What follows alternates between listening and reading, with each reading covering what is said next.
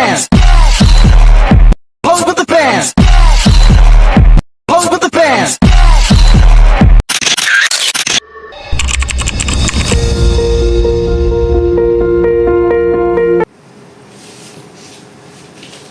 Oke, kalian pernah nggak sih kepikiran kenapa ASEAN itu ada?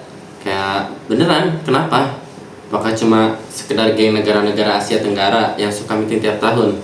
Atau ada sesuatu yang lebih besar di balik semua ini? Well, jawabannya bikin merinding.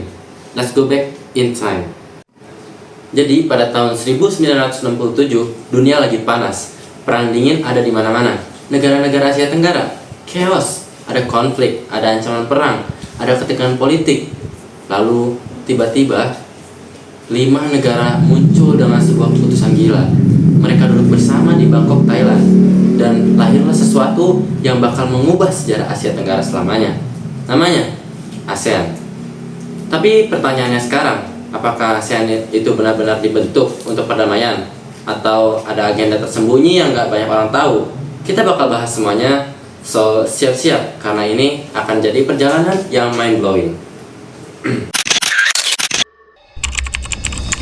Bayangin aja, ada perang Vietnam, ada konflik ideologi, dan ada negara-negara di mana negara-negara itu takut dijajah lagi. Dan pada saat itu, negara-negara ini nggak akur-akur banget kok. Indonesia sama Malaysia ada konflik konfrontasi. Filipina sama Malaysia punya masalah perbatasan, dan Thailand lagi sibuk ngurusin pemberontakan di dalam negeri. Wah, jadi tuh kayak mereka kan ASEAN ya, tapi mereka tuh ternyata bermusuhan. Tapi kenapa bisa bikin ASEAN bareng-bareng? Nah, ini nih yang bikin merinding. Di balik semua konflik itu, ada satu hal yang bikin negara-negara ini akhirnya bergandeng tangan. Apa tuh?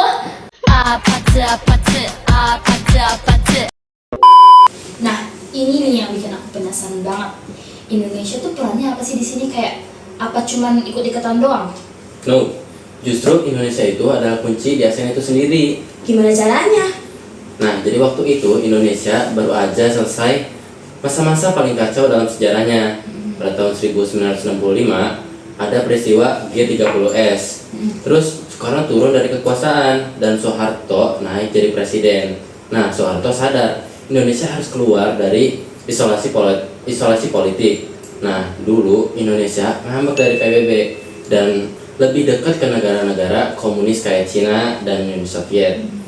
Jadi pas Soeharto naik, dia ganti haluan. Dia mau Indonesia jadi pemimpin di Asia Tenggara. Makanya Indonesia jadi salah satu inisiator ASEAN. Soeharto ngirim salah satu menterinya, yaitu Adam Malik. Nih, Adam Malik nih. Untuk menjadi perwakilan dari Indonesia untuk membuat deklarasi Bangkok di Thailand pada tahun 1967. Gila, jadi ASEAN juga bagian dari strategi politik Indonesia? Yes, dengan ASEAN, Indonesia bisa jadi pemimpin di Asia Tenggara, bukan cuma negara gede yang gak jelas arah politiknya.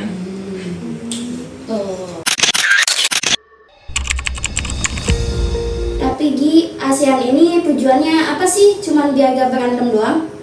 Nah, kalau kita lihat tujuan ASEAN secara resmi ada 5 poin utama, tapi ada 2 poin yang paling penting. Sepenting itu kah?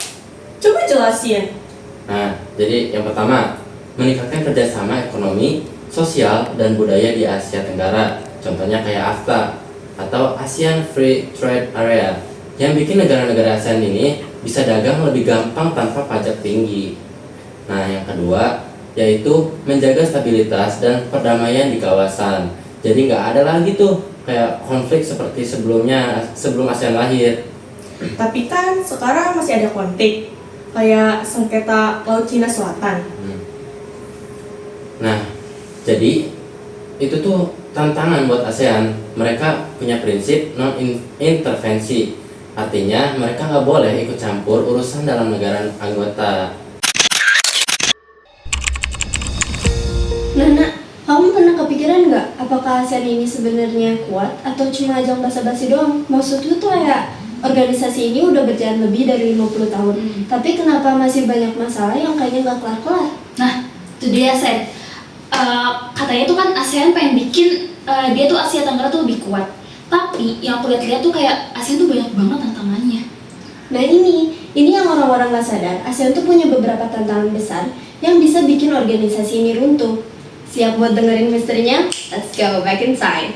Oke, pertama kita bahas masalah terbesar di ASEAN saat ini, yaitu Laut Cina Selatan. Laut Cina Selatan, emangnya kenapa tuh? Dengerin baik-baik, Cina mengklaim 90% Laut Cina Selatan pakai yang namanya 9 garis putus-putus. Semasalahnya, ada beberapa negara ASEAN yang juga punya klaim di laut situ. Wah, jadi ada konflik antar anggota ASEAN juga? Betul banget, Filipina, Vietnam, Malaysia, dan Brunei nggak terima sama klaim Cina. Tapi karena ASEAN punya aturan non-intervensi, mereka nggak bisa kompak lawan Cina bareng-bareng. Jadi tuh ASEAN gak bisa ngambil sikap tegas? Nggak sesimpel itu, Nak. Karena Cina adalah mitra dagang terbesar ASEAN. Makanya beberapa negara ASEAN nggak berani terang-terangan lawan Cina. Lanjut. Tantangan kedua, kesenjangan ekonomi yang parah. Bukannya ekonomi ASEAN tuh malah makin maju ya? Betul, tapi ada gap yang gila-gilaan antara negara yang kaya dan miskin. Di ASEAN, contohnya Singapura, super kaya, GDP per kapitanya lebih dari $80.000. Sementara Myanmar dan Kamboja, GDP per mereka di bawah $2.000 per tahun. Gila, bedanya tuh jauh banget, saya sumpah. Dan ini masalah besar karena kalau kesenjangan ini makin lebar, negara-negara miskin ASEAN bisa tertinggal dan makin bergantung sama negara besar kayak Cina atau Amerika. Gila sih, keren.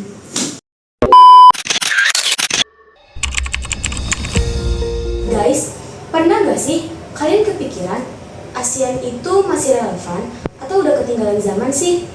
Kita kan hidup di era digital, ekonomi berubah, terus geopolitik makin panas. Tapi ASEAN bisa ngikutin perubahan ini atau enggak ya?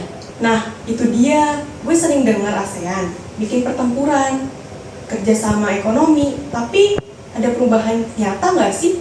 Jadi gini, ASEAN sadar kalau masa depan ekonomi itu di dunia digital. Makanya ASEAN bikin inisiatif buat menghubungkan e-commerce dan UMKM di seluruh Asia Tenggara. Oh, kayak Tokopedia bisa kirim barang ke Malaysia tanpa ribet gitu. Actually, tahun 2018, ASEAN bikin ASEAN Agreement on E-commerce biar transaksi antar negara lebih cepat, murah, dan gampang. Tapi gimana dengan perbedaan mata uang dan regulasi? Nah, ini tantangan besarnya. Jadi, ASEAN masih berusaha bikin pembayaran lintas negara lebih gampang. Tapi belum semua negara siap. Lalu yang kedua, itu ada ASEAN bikin ASEAN Single Window atau ASW. ASW, apa itu? Singkatnya, ini bikin perdagangan antar negara ASEAN itu jadi lebih cepat gitu. Dulu kalau kamu kirim barang dari Indonesia ke Thailand, birokrasinya ribet banget.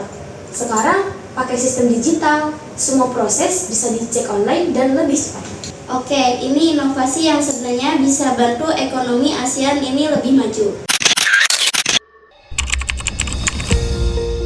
Dan selanjutnya, kita bakal bahas apa aja yang udah dicapai sama ASEAN. Let's go back in time. Oke, yang pertama itu, tahu nggak kalian kalau misalkan sebelum ASEAN ini berdiri, Asia Tenggara itu penuh banget sama konflik. Konflik? Maksudnya kayak perang?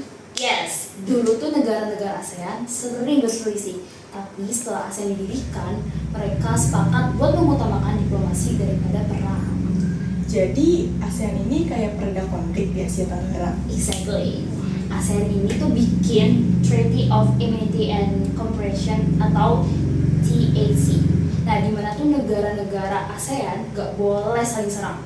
Dan ini berhasil. Asia Tenggara jadi salah satu wilayah yang paling damai di dunia. Nah, yang kedua itu ASEAN bukan cuma bikin damai, tapi juga bikin ekonomi ASEAN itu menjadi menjerit. Emang seberapa besar sih ekonomi ASEAN sekarang? Nah, dengerin baik-baiknya. ASEAN sekarang itu punya ekonomi terbesar kelima di dunia, yang dimana nilai ekonominya itu lebih dari 3,6 triliun dolar. Dan ini bukan cuman karena perusahaan gede doang.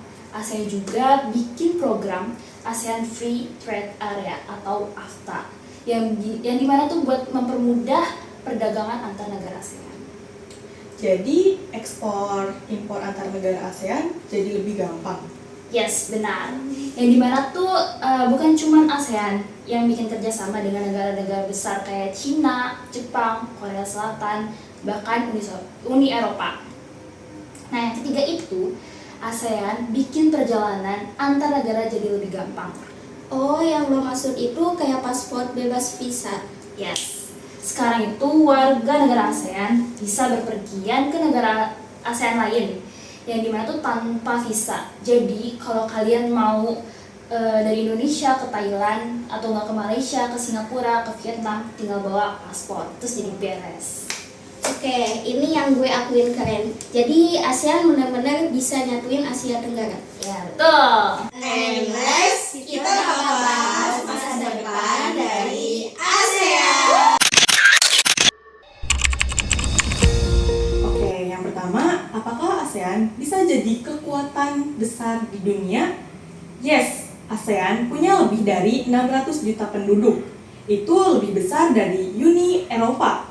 Kalau ASEAN bisa menyatukan kekuatan ekonomi, militer, dan politik, mereka bisa jadi superpower baru yang menyaingi Amerika dan Cina loh. Tapi gimana sih caranya ASEAN bisa nyatu kalau tiap negara punya kepentingan sendiri-sendiri? Nah, itulah tantangannya. Kalau ASEAN bisa bikin sistem yang lebih solid kayak Uni Eropa. Mereka bisa jadi lebih kuat, kalau enggak ASEAN bisa terpecah. Kedua, ekonomi ASEAN bakal berubah drastis. Kalian tahu nggak kalau ASEAN sekarang jadi pusat teknologi dan industri? Itu terdengar menjanjikan sih. Tapi ada nggak sih masalah di dalamnya? Tentu aja masalahnya. Apa? Kayak kesenjangan ekonomi antar negara ASEAN yang masih besar banget.